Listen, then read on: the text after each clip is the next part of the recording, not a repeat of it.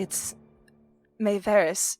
She collapsed. Dorian is the first one to stand up. She what? And he dashes out of the room. And Landon's like, fuck. And then he hurries out as well. And soon everyone who was at the breakfast table is suddenly in the dining room, and Landon is the first to crouch down. He, like you said, he was trained as a spirit healer, but that was many years ago, back when he was still the first of his clan. And he's kind of out of practice at spirit healing. But he sort of kneels down, and he places one hand against her forehead, and she says, she's just unconscious. How did this happen? What was going on? We were just talking.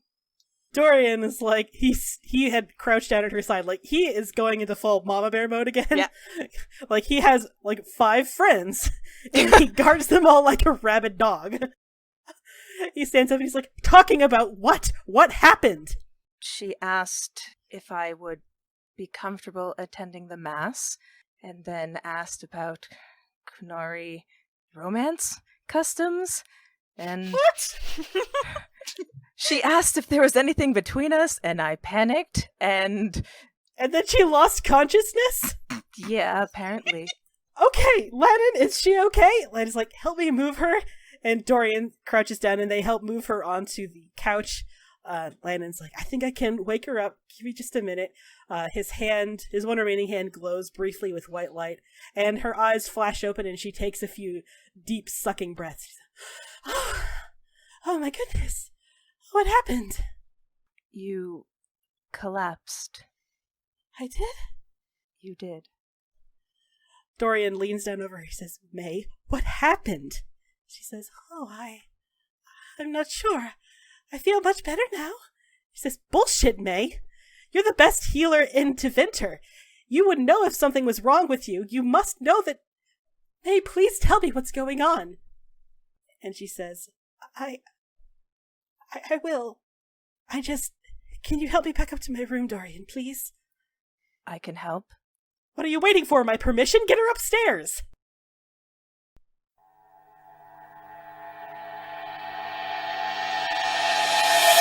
So you, Elian and Sabre, you come back inside. It's like, hey, Dorian, where is everyone?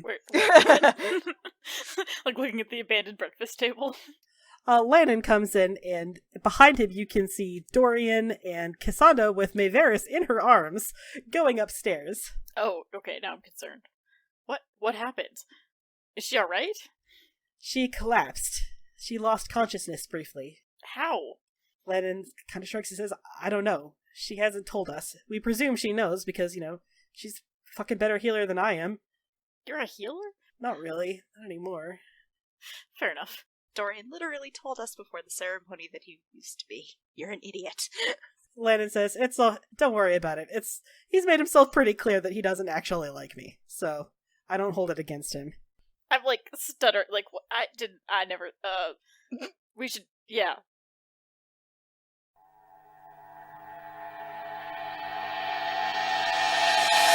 So Cassandra, you carried Mayveris upstairs. I did.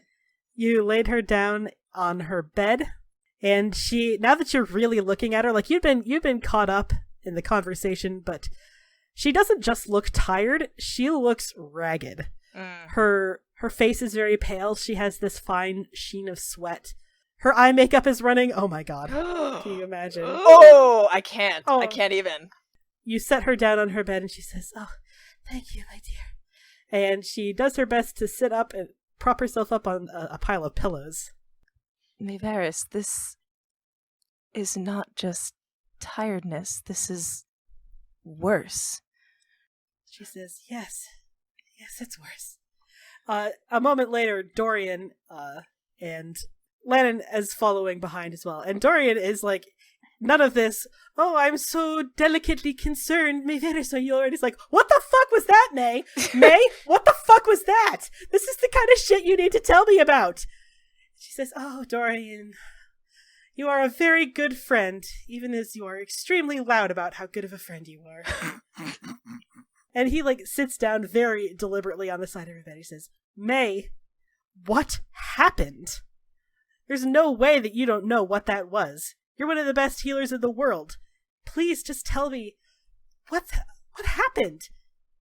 And May is sort of staring at him sadly, and she takes a very slow and deep breath, and she says, Dorian, do you remember back when, you first fled to Winter, and, you were told that your friend Felix had contracted the Blight? And he says, Oh my. And he actually looks kind of nauseous. He, stands up and he walks to the window and he opens the window and he kind of leans out, taking a couple deep, steadying breaths. Lennon's like, Wait, Felix, I remember that name. That's Dorian's childhood friend, right? She says, Yes. He got sick. He came down with the Blight after an attack, and Dorian asked me to see if there was anything I could do to help him. I'm desperately looking between looking at Dorian's back and then looking at May and Lennon what the fuck? She looks at you and she says, Felix is a childhood friend of Dorian's. They were very close growing up. Dorian was practically raised in his father's household. The news that Felix had contracted the Blight was devastating to him, and he sent a letter back to Minrathis asking me if I could employ my skill as a healer to try to... if there was anything at all that I could do for him. And Dorian turns around and he says, I did this? You caught the Blight from him because I asked you... What? She says, Dorian, darling, it's not your fault. You just asked for my help, and of course I was going to render my aid as best I could. He says, you caught the Blight because of me, he says, and now you're... He actually looks a little weak on his feet. Let me get this straight. You helped someone else who had the Blight by taking it on yourself? No, my dear, the Blight is contagious. I didn't take it on, I just got it. It's a hazard of the job. And you've had it this whole time? Some of my magics have been able to slow the worst effects, but there's no way to stop the Blight entirely, not without becoming a Grey Warden, and that order doesn't exist anymore, so... Choices! Right? It sure don't, because we sure disbanded them. If you had elected to save the Grey Wardens, you could totally just send May off to be a Grey Warden and she'd be fine. And she'd be fine, but wow, I picked hard mode for this romance, and I'm here for it. Kaz is not here for it, but I'm here for it. I feel like there's just nothing more I can say. I just look at Dorian and then look at Landon is other than the Grey Wardens, is there anything else that can be done?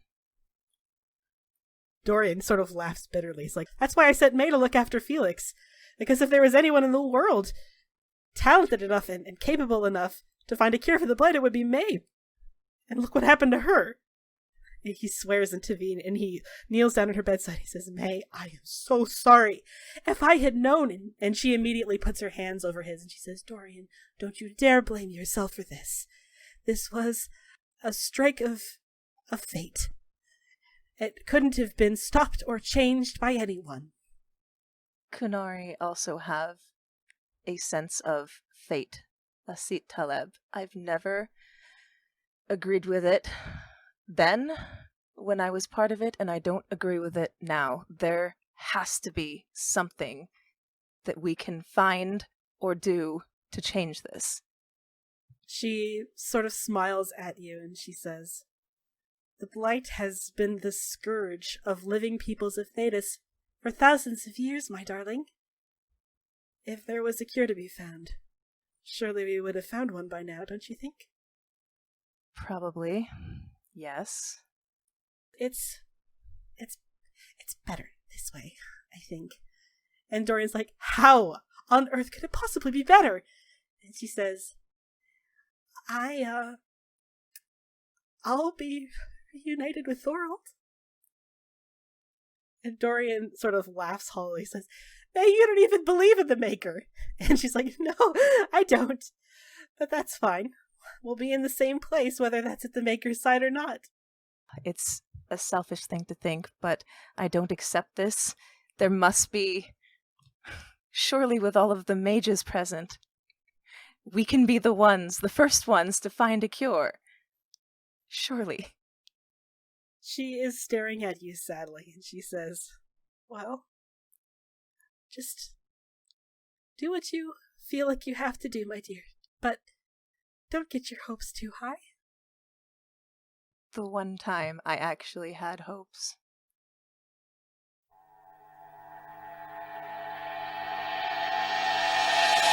Cassandra, Mm-hmm. K. Can I Yes. call you K? Sure. I don't know if you've picked up on the subtle shit that I'm pulling here. Giving each of you something that you want more than anything in the whole world. And Right. giving you each one very easy and possibly suspect avenue to get it. Right? And it's almost like, It's subtle. I don't know if you picked up on it. what happened to Faith? Like, where did Faith go? Like, just who knows? Who knows? You told Faith very firmly no. Right. And she's gonna take a no when she hears it. Yep. But that said, go ahead and roll arcane lore for me, Cassandra. Ooh. Oh, Wow. ain't that just peaches and cream? So, Cassandra, a cure for the blight. May was not wrong. That should be impossible, right? Like, people have been trying to cure the blight for thousands of years. The Grey Wardens only existed at all as, like, a desperate attempt to just contain the worst effects of the blight. Right. The only person that you can think to consult would be Faith. Mm-hmm.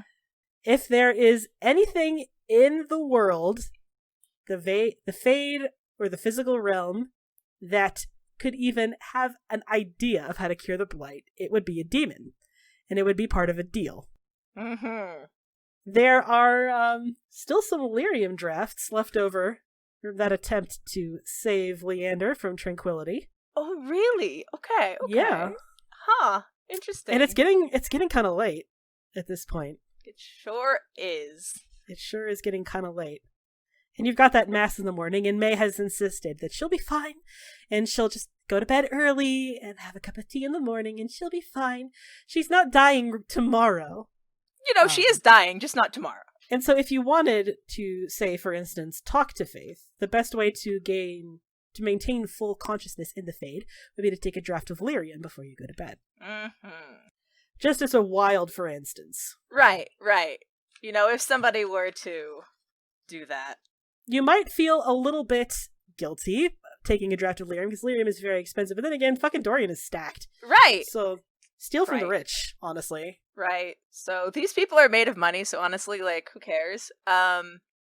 Right. There's a voice in the back of my mind that's like, hey, remember how we yelled at Sabre for this?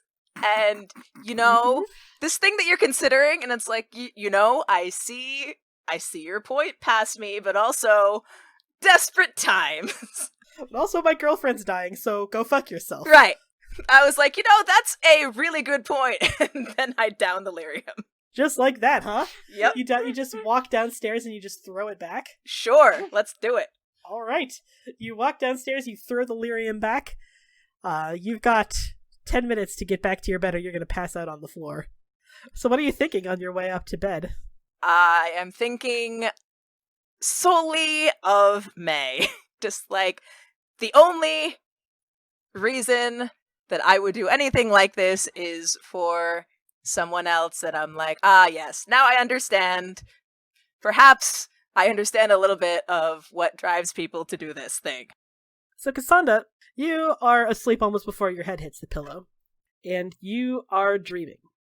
When mages dream consciously like this, they are very aware that they are in the Fade. And the Fade reflects the physical realm. So, which is to say that you wake up, so to speak, in your dream, on your bed. Except you can definitely tell it's the Fade because outside the window, instead of seeing, like, Minrathis, you see, like, the twisting nether of the void. Mm-hmm. But you are alone, so far as you can tell. So I'm gonna look around, have a look outside, be like, yep, that's definitely not Minrathis, that's definitely the Fade. Yep, and an interesting thing, we never really got into it. Whenever a mage is conscious in the Fade and they look on the horizon, they can see the Black City, which is not something we've ever talked about. The Black City is this, it's almost like a mountain, right? It's like a large black mountainous city that sits on the horizon, just ever out of reach, sort of with that rainbow effect, like it's always just past the horizon. Mm-hmm. And the Black City, the Kunari probably don't have a lot of knowledge on the Black City, at least not that they would tell us Erebus.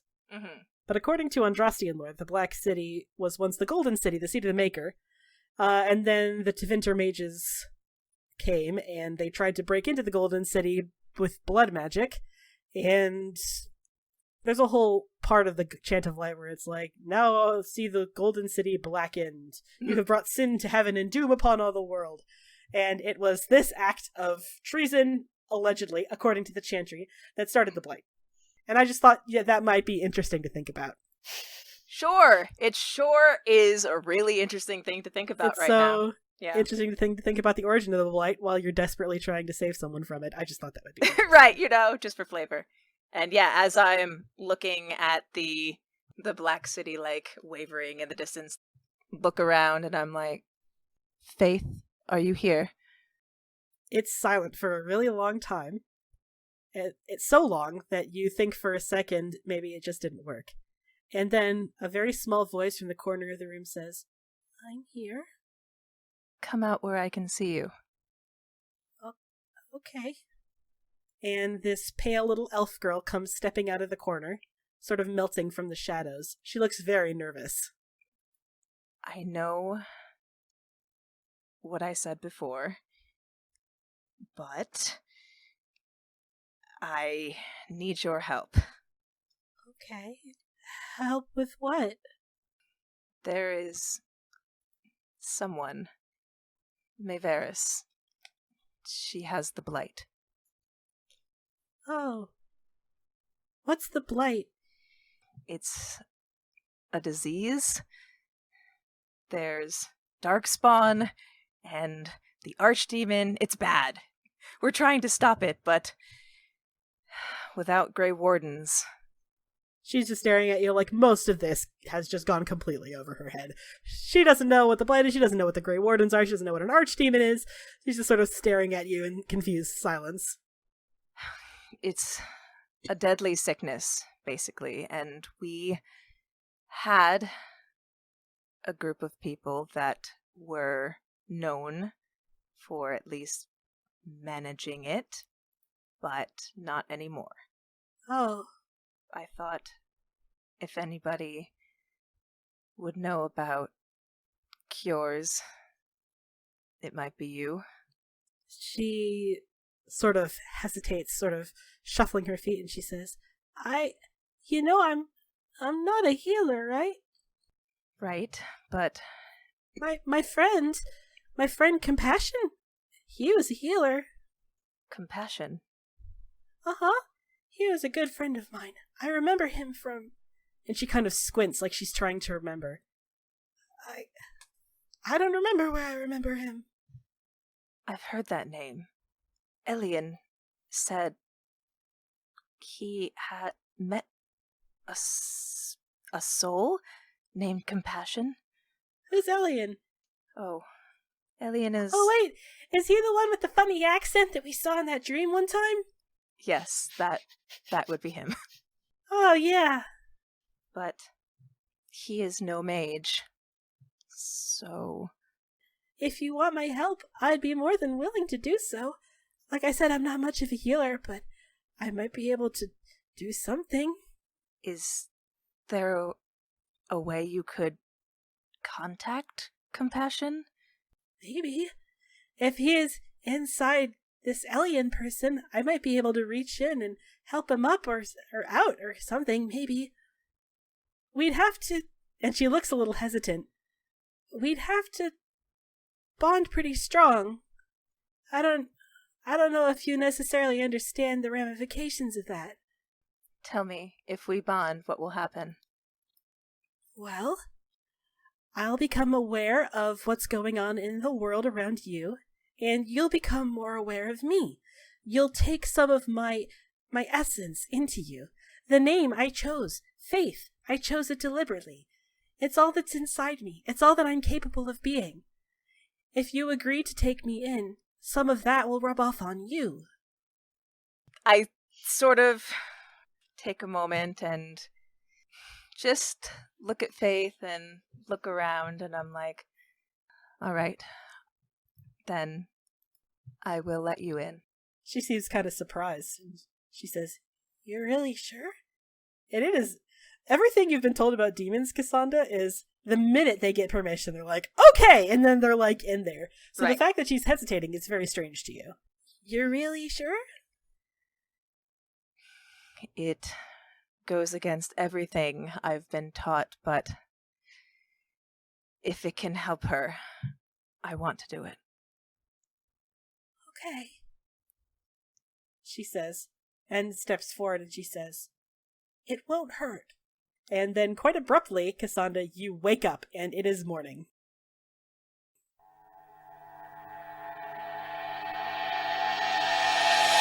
Sabre. Yep. It's also morning in Kirkwall. Okay. Neither you nor Ren are going to the mass, because why the fuck would you go to an Andrastian mass? That sounds terrible. Yeah, it sounds like a really bad time. They probably wouldn't even let you in anyway, because, elves. Mm-hmm. But that does not mean you don't have plans. While Dorian and Maevaris and whoever wants to come, we'll get to them in a second, head off to this mass with the Black Divine in Tevinter, Ren wants to see the Venedal. Oh. Okay then. Do you want to bring anyone with you? I'll say that Zevran is he's coming. Yeah, he's not giving you an option. He's coming. Yeah. This is Ren's family and his clan. He's going to be there for him. I'm gonna invite Lannon. You're going to have to ask him. Yeah. Speaking words. I'm gonna make Ren come with me. Coward. Yes. Right. Fucking coward. Yes. Oh, this is fun. I guess I have to ask Ren first. So I show up in front of Ren's store and I'm like, "Hey, Lannon is or at least he used to be Dalish, right?" Ren so the Dalish don't have the same system of modesty rules. So when you come in and he's putting on a shirt, he doesn't even think twice. He's like, "Oh, he is? Wait, what? He's Dalish?" Yeah. He doesn't have and then he points at his face. Yeah. Yeah, he got it removed. You could do that? He has some wacky story. I don't know, it just doesn't even make any sense about how actually the gods or the elvish gods were actually slave masters and the Valicine are actually slave markings. I don't know, man. Ren stares at you, just, what? You'd have to ask him. It's a crazy story. Okay. It's not relevant to this. Anyways, he's Dalish. Yeah, I was about to ask. I was just thinking that maybe we should invite him. He says, "You want him to come?" I kick the floor. Yeah, I guess. I just thought I'm sorry, what was that? I just thought it'd be good He for he him. leans forward really exaggeratedly. You want him to what? Can you say that a little bit louder? I can't. It's Shut up, 15 years in a crypt. My hearing is shot. Oh god, you're such an asshole, Ren. Why are you always... I like how you haven't changed at all in 15 years. Can't hear you. Sorry.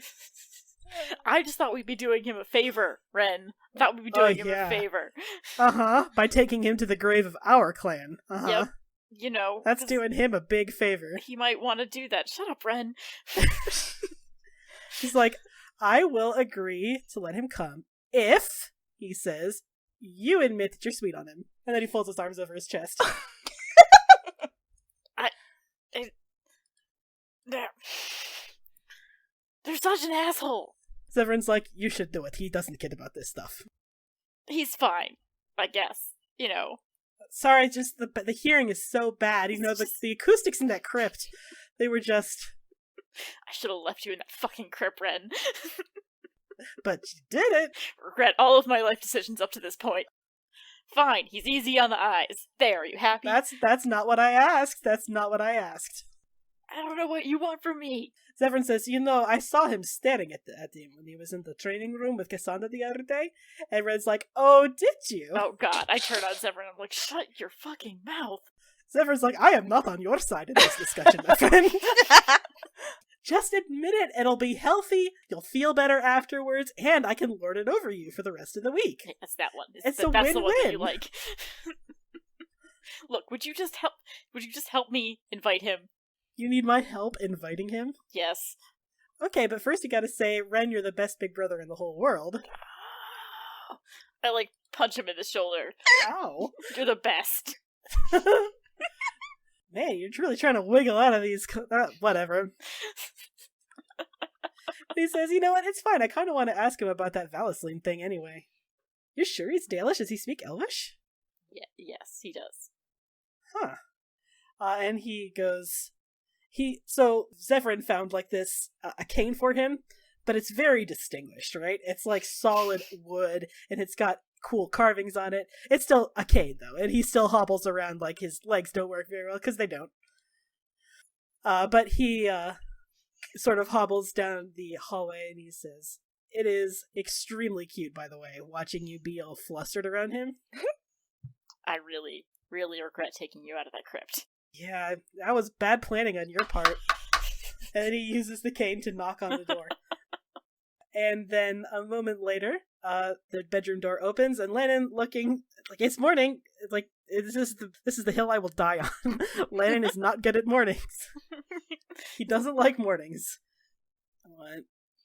I panic, and I shove Ren forward, and I'm like, Ren wanted to ask you something. Ren's like, wow, chicken shit. Unbelievable. We're gonna have words about this later. I don't know what you're talking about, Ren. Just ask the man. Ren turns forward. It's like, it has been brought to my attention by this useless lump of flesh over here that you are actually Dalish. And Lennon, like a complicated look, passes over Lennon's face. He says,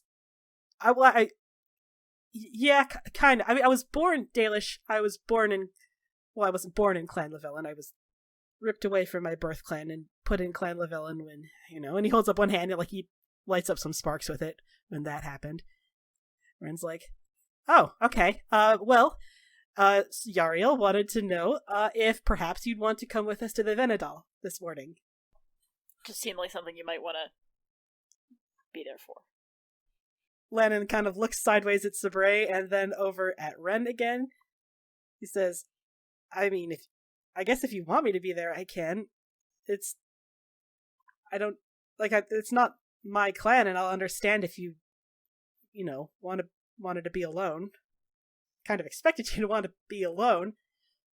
Ren's like, yeah, you'd think so, wouldn't you? But I guess some people, and he just looks sideways at Garia. I guess some people just can't stay away, huh? I just thought, we don't have a lot of family left. It's good to be with other Dalish.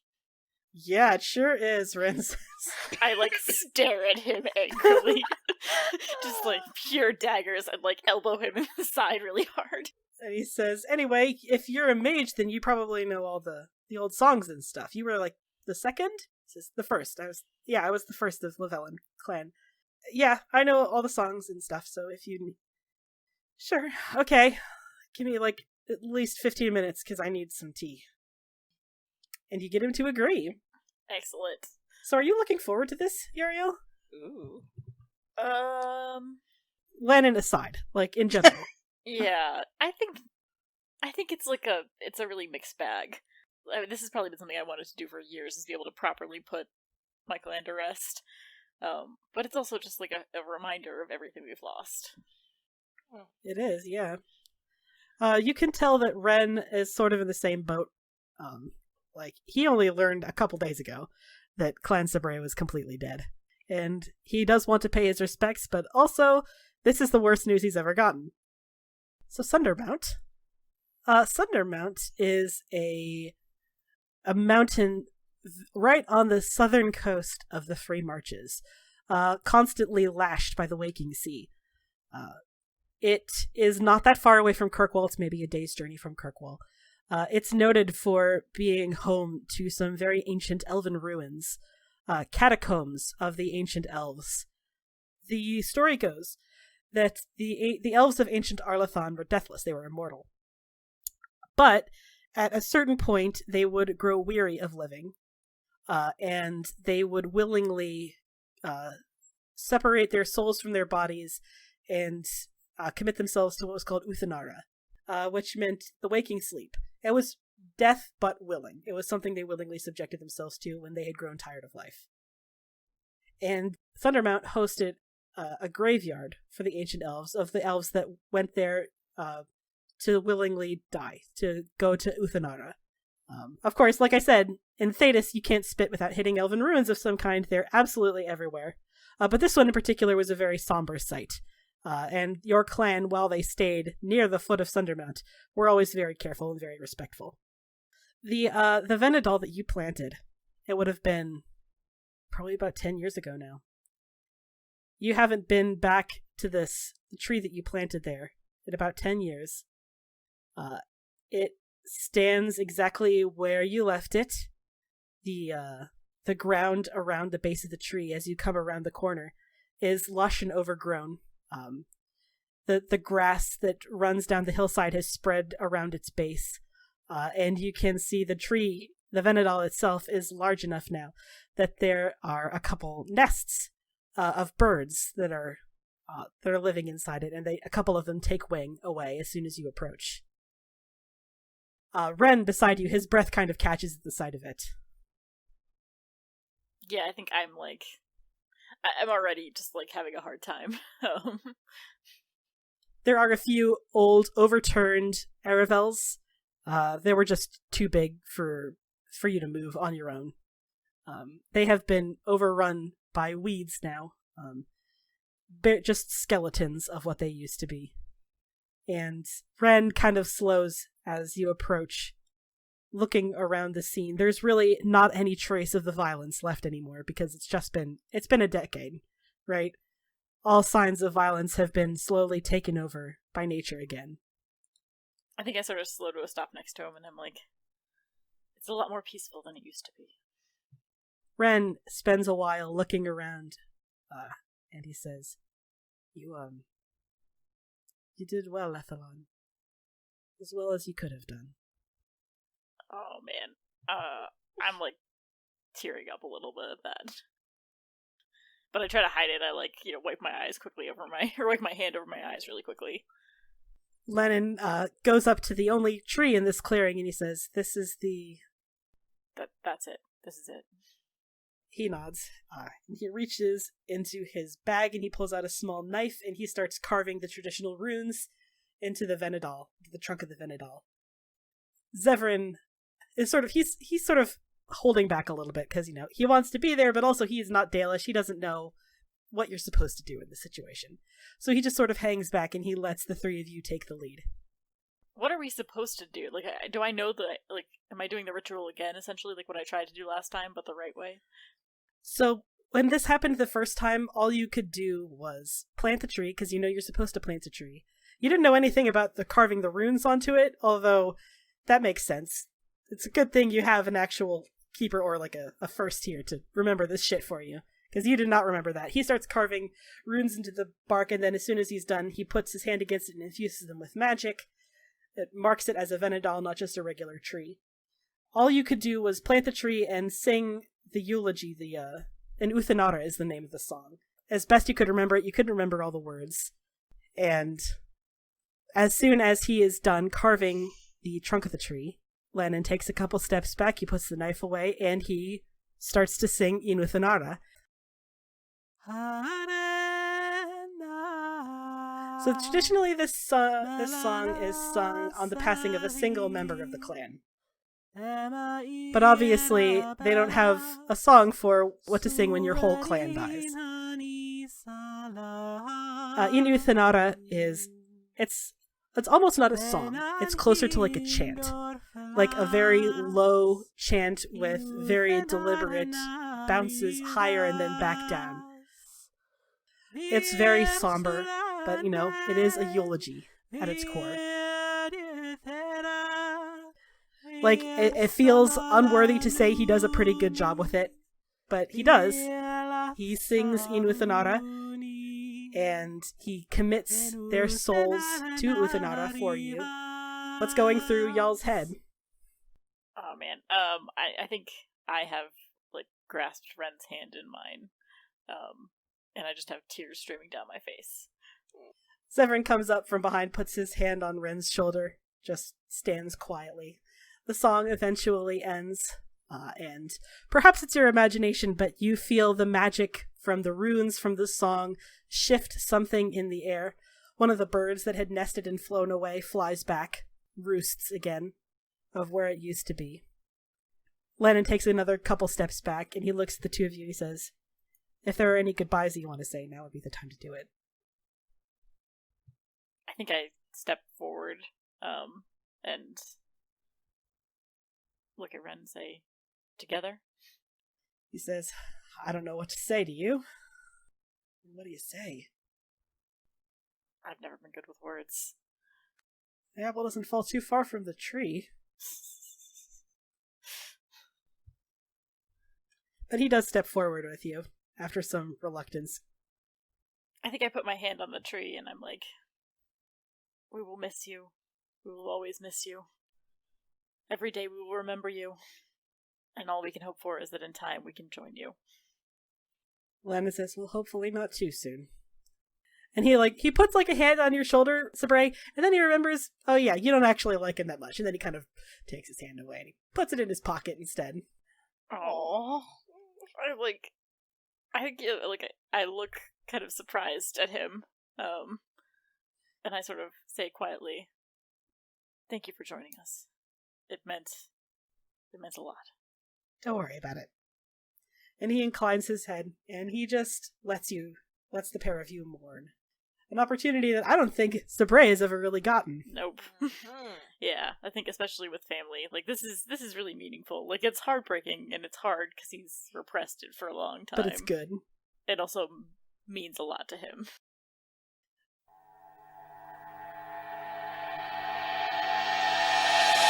The Mass. None of the elves are present because why the fuck would they want to go? Except for one. What elf decides he wants to come? Leander is stepping down when you're all assembling yourselves to go to Mass. Oh. Elian kind of looks up in surprise at that, because I didn't really expect that. He is keeping his eyes forward, but he is dressed, I don't want to say his Sunday best, because he's supposed to be a slave, so his Sunday best is, all the clothes he wears every day anyway. But he is dressed nicely. And, Cassandra, since waking up this morning, Yep. You have felt different. Yeah.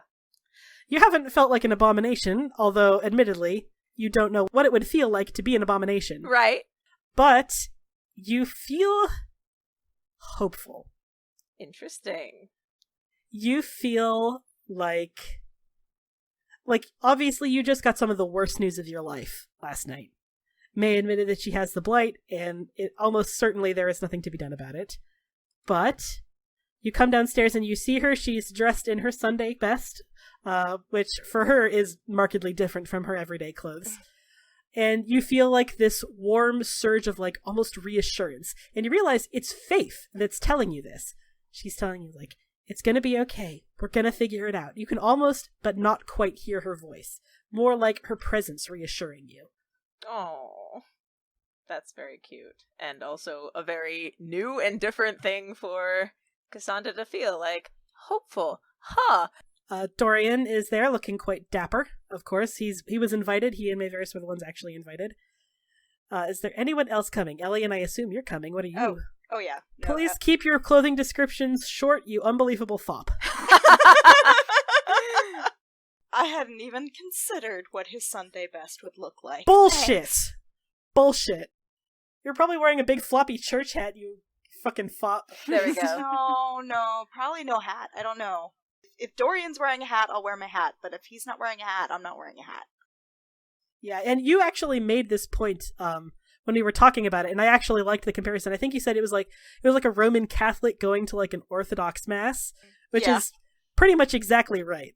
You're both Christian, but you are Christian in very different ways. Right. Different, celebrate, what? You have no idea what to expect going into a Tevinter Andrastian mass. Are you excited? I think so. I think he's kind of nervous excited, because this is different, but maybe it won't be bad different, but also everything I've ever heard about it is that they're heretical, so That's true. Yeah, that's 100% true.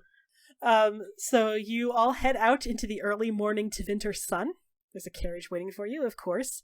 Mayveris looks better than yesterday, but of course she looked absolutely awful yesterday, so there's really nowhere to go but up. Right. Dorian keeps sending her sideways glances. Poor Dorian. Dorian feels guilty about this, clearly. Aww. Like, he definitely blames himself for what has happened to May. Yeah. It's the kind of guilt that you're not going to be able to talk him out of it, right? Like, Right. he asked her for this favor as a friend, she did it, and now she has the blight. Like, you can't uncrack that egg. As you are all making your way toward the mass, Leander says, I must admit, Mayveris, I am surprised that you are going at all. I know you do not believe in the Maker. She says, oh, well, my faith or lack of faith in the Maker has very little to do with this, unfortunately. Why's that, May? Oh, it's all political, darling. The Black Divine invited me. As a member of the Magisterium, I am expected to attend. Point of order, would that be odd to me? So, atheism in Thedas, it's not unheard of. Like, there are people who reject the Maker. Like, they're considered, like, heretical sinners, obviously, by the Andrastian Church. How you personally feel about atheism is... It's kind of a personal call. It's a character call. I will say, it sounds like, from all the games that I've played, atheism in Thedas is a great deal rarer than it is in, like, our world, for example. Mm-hmm. Like, openly saying you don't believe in the Maker is a bigger deal than it would be here. You don't believe at all? She shakes her head. No, not at all. But you're so full of light. How can you deny that there's something? She smiles and she boops you in the nose. She says, it's all natural, dear. My sunshiny disposition is 100% au naturel. Elaine just, like, blinks, does not know how to compute this. I sort of find that interesting and sort of like cant my head at Elian, like, is it very strange for you? For someone not to believe? Yes. Well, you did grow up in Orlais, right? Well, I spent time in Valreo, but... You can't grow up that close to the Chantry and not be a little surprised by a non-believer. I mean, I admit, like, it's... Do I believe full-heartedly? Maybe, but you have to believe in something. Well, I do believe in something, just not the Maker. Elliot's, like, literally at a loss for words right now, and it's, you know, it's not that, like, he's rabidly faithful, but the notion that another human wouldn't believe is surprising. Like, he could understand, you know, a Kunari not believing, he could definitely understand elves not believing, but... No, May seems aware. Like, she seems to know that it's a little weird. And she just kind of smiles. So you've never actually been to the Imperial Cathedral before. The Imperial Cathedral is... Well, so Elian, it's most striking to you because you obviously have very clear memories of the Chantry in Valreo, and every city in the south of Thedas has a Chantry. Even small villages have a Chantry. It's one of the first buildings that goes up when there's a new town. They're called cathedrals in Tevinter, and you can tell why. Because if all the other cathedrals in Tevinter are like the Imperial Cathedral, they're massive. Like, they're so fucking big. Like in your, like, backwater little hometown, the Chantry was, like, the only building made out of stone. And, like, even that was considered a luxury, right? Like, it had, like, windows that weren't plain white glass. Amazing. But the Imperial Cathedral is enormous. It has this one huge rose window that's obviously catching the morning light at a perfect angle. And the bells in the belfry are tolling very loudly as people one by one are stepping out of their carriages and going into the mass. I mean, he's suitably impressed. Like, is it more grand even than the Chantry in Valreo? Or yeah, kind of. Like size-wise, they look about the same size, but, like, obviously this is Tevinter. Like, they had to go way too much. Like, it's so big. Like, there's the massive rose window has, like, 2 side rose windows. The doors are, like, 2 stories tall, and they're made of, like, solid gold. Oh, damn. It's so It's so much. So It's beautiful, but it's a lot. it's weird to say, but I think even the Orlesian is kind of like, ugh. Okay, dial it back. Yeah, like, whoa. Like, this feels heretical almost. Yeah, I'm also, like, staring up at it like, wow, that's big. She says, yes, it wouldn't be suitable for the Maker's eyes if it weren't twice as big as any other building in the city. And Dorian steps out first and helps her down. So you come into this main... So in my head, it kind of looks like... I don't know if any of you have ever been to Paris. It kind of looks like Notre Dame in my head. Mm-hmm. You know, with that one huge main room and the two wings off to the side, with the flying buttresses on the outside and the back. And it's filling up. Y'all are earlier, but not too early. You've only got a couple minutes before the prayers start. And I would like to get a scene with each of your love interests. Yeah, I think Elian would probably contrive to be close to him. So Leander has been, of course, silent the entire ride. He hasn't said anything. You notice the way that this chantry, although you have to correct yourself, it's not called the chantry here, it's called a cathedral. The way it's set up is they have about maybe 50 rows of pews for guests, and then behind, at the very, very back, they've got maybe 5 rows of just very low to the ground benches. And you realize these low to the ground benches are where the slaves are expected to stay. So Leander takes a kneeling position. He doesn't sit. Slaves are not allowed to sit, not even when they're in the chantry. He kneels down on the bench, and he clasps both hands together, and he leans his head down, and he actually starts to pray, and it seems like he's being earnest. I think Elian feels enough of an outsider here, like he isn't really comfortable going up with the group necessarily. So I think he's not used to kneeling, but went into Vinter. He kneels down next to him. You actually hear him muttering a prayer under his breath, and as despite all the differences in the way that southern and northern Andrastians worship, they do still have mostly the same holy text, so you actually recognize the verse. You can hear him muttering into his hands, "Many are those who wander in sin, despairing that they are lost forever. But the one who repents, who has faith unshaken by the darkness of the world, and boasts not, nor gloats over the misfortunes of the weak, but takes delight in the Maker's law and creations, she shall know the peace of the Maker's benediction. The light shall lead her safely through the paths of this world and into the next. For she who trusts in the Maker, fire is her water. As the moth sees light and goes toward flame, she should see flame and go towards light. The veil holds no uncertainty for her, and she shall know no fear of death, for the Maker shall be her beacon and her shield, her foundation and her sword." Elian joins in the prayer after a moment or two, just picking it up wherever Leander leaves off. He stumbles maybe a little bit when he hears you join in, but he eventually keeps going, just lets you recite it with him. When they come to the end of that particular prayer, he just whispers to him, "I didn't know that you followed the chant." He lifts his head a little bit. He stares up at the rose window. He says, "I wasn't sure if I did for a long time. Slaves in Tevinter are taught to fear the Maker, never to love him." What changed your mind? He is silent for a while, and he says, "After I became tranquil, I had to get used to a certain hollowness inside of my soul. It became comforting to fill it with something, even if it was prayer. I do not know if the Maker exists. If he does, he has quite a bit of explaining to do. But I like to imagine that there is some mercy that exists on a higher level than myself." I like to believe that too. It's how I'm able to stay so bright and doggedly believing in things. I don't know what I would do if I didn't have my faith. He says, "Let's both hope that you never have to."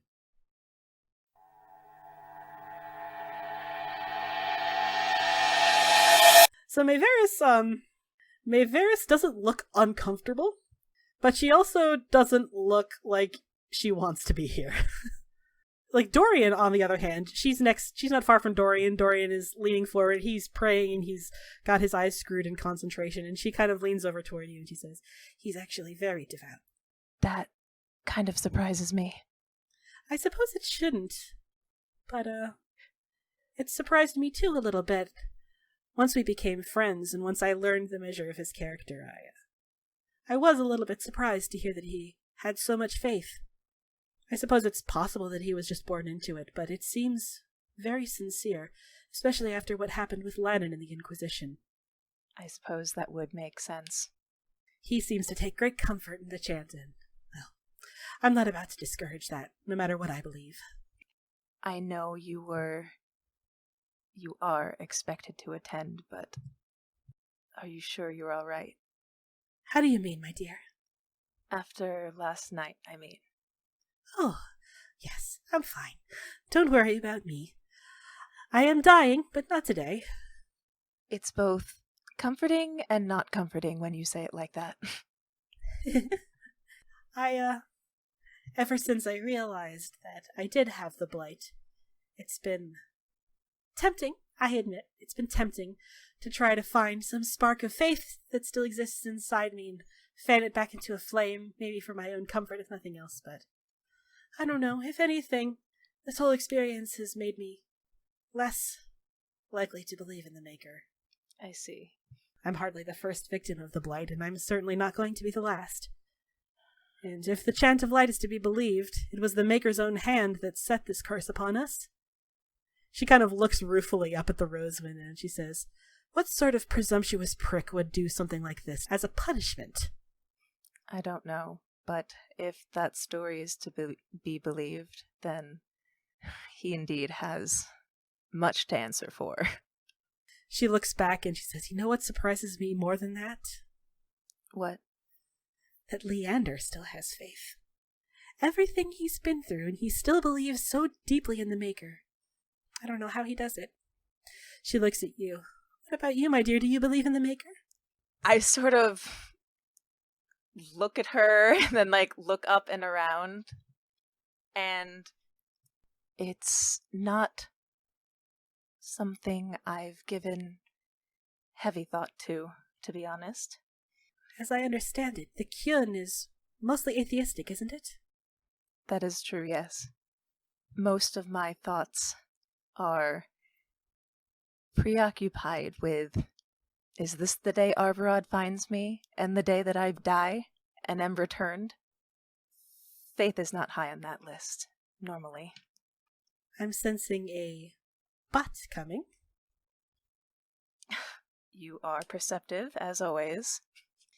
But it has been something I'm considering more these days. I'm not entirely sure.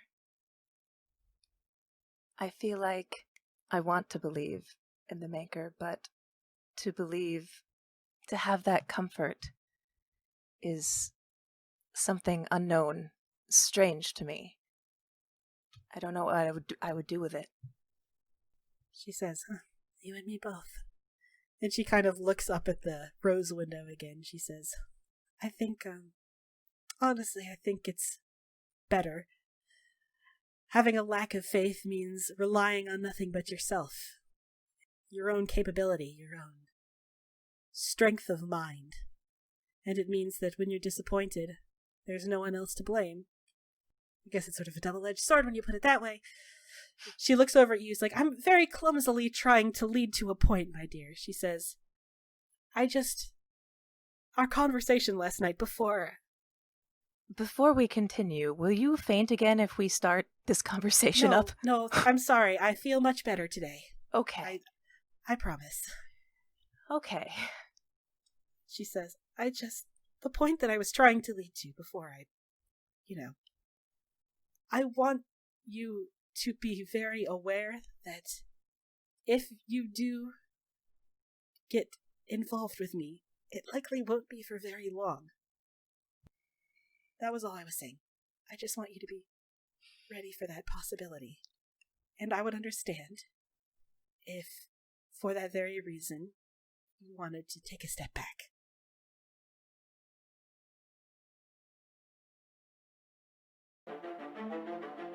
Hey friends, Tessa here. If you're desperate to hear the next episode, chances are good that you can by joining our Discord server. We post links to all episodes in pre-release, and you can even chat with us and listen live as we record. Join us by going to bit.ly/cfcdiscord. For more information on the show, character biographies, and links to social media, head to our website, critfail.club or critfailclub.com. You can follow us on Facebook, Twitter, and Tumblr. Crit Fail Club does not advertise at all, so if you like what you hear, tell a friend who might also like it, make a post on social media about it, or leave a review on Apple Podcasts. Full episodes are available on our YouTube channel, bit.ly/cfcchannel, or wherever you get your podcasts.